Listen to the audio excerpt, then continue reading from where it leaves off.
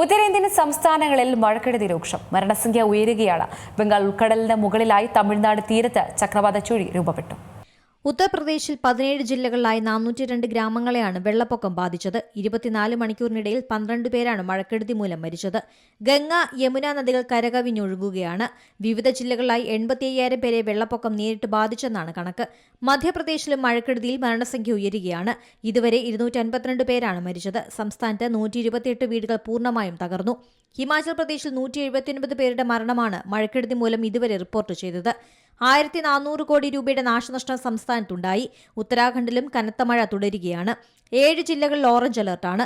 അളകനന്ദ നദി കരകവിഞ്ഞൊഴുകുന്നതിനെ തുടർന്ന് സമീപ പ്രദേശങ്ങളിൽ പ്രളയ മുന്നറിയിപ്പ് നൽകി. 5 ദിവസം കൂടി ഉത്തരേന്ത്യൻ സംസ്ഥാനങ്ങളിൽ ശക്തമായ മഴ തുടരും.